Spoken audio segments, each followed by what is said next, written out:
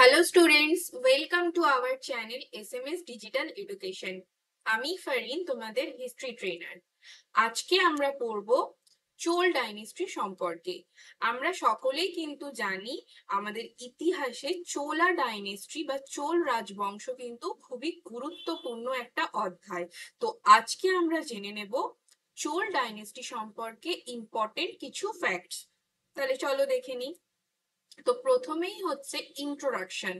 তো চোল ডাইনেস্টির যে সময়কাল ছিল সেটা হচ্ছে নবম থেকে 13 শতকের মধ্যে। ঠিক আছে।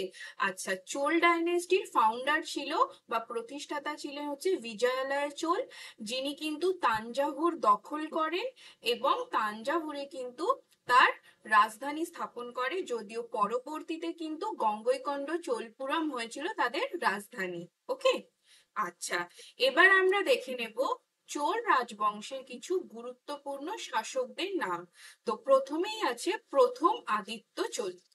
তো আদিত্য চোল কি করেছিলেন না, পল্লবদের পরাজিত করেন এবং তামিলনাড়ুতে কিন্তু তিনি তামিলনাড়ু দখল করেছিলেন। আচ্ছা, প্রথম পরান্তক, তিনি কি করছেন না, শ্রীলঙ্কা জয় করেন।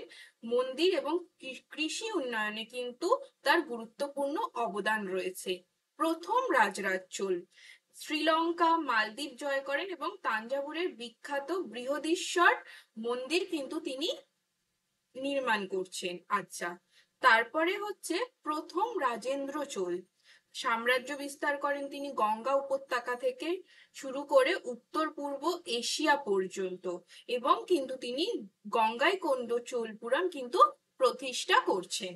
আচ্ছা, এরপরে আমরা দেখে নেব চোল প্রশাসন বা চোলা অ্যাডমিনিস্ট্রেশন।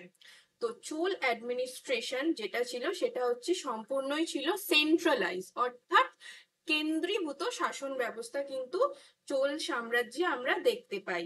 তো এখানে কিন্তু আমরা যেটা দেখি যে এই যে মানে চোল অ্যাডমিনিস্ট্রেশন কয়েকটা ভাগে বিভক্ত ছিল। প্রথমে হচ্ছে প্রভিন্স, যেটাকে বলা হচ্ছে মন্ডলম, তারপরে ছিল নাড়ু, তারপরে হচ্ছে কুরাম, তারপরে হচ্ছে গ্রাম বা ভিলেজ।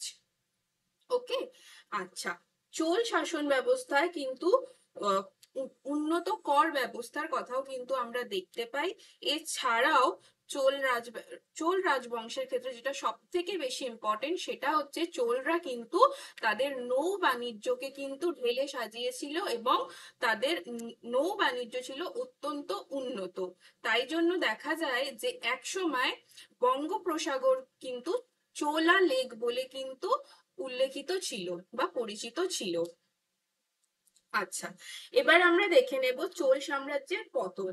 তো মূলত 12 শতকের শেষ ভাগে কিন্তু চোল শাসকরা দুর্বল হয়ে পড়ে এবং পাণ্ড্য এবং চালুক্যদের কিন্তু আক্রমণের ফলে কিন্তু 13 শতকের দিকে এই রাজবংশ সম্পূর্ণরূপে ভেঙে পড়ে এবং তার শেষ হয়ে যায়, অবসান ঘটে।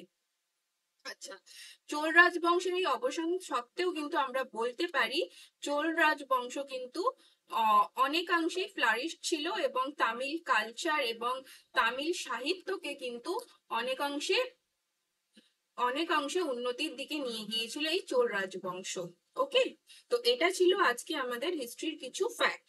আমার এই ভিডিওটি যদি আপনাদের ভালো লেগে থাকে অবশ্যই আমাদের এই চ্যানেলটিকে লাইক, শেয়ার এবং সাবস্ক্রাইব করুন এবং পরবর্তী আপডেট পেতে পাশে থাকা বেল আইকনটি প্রেস করুন। Thank you.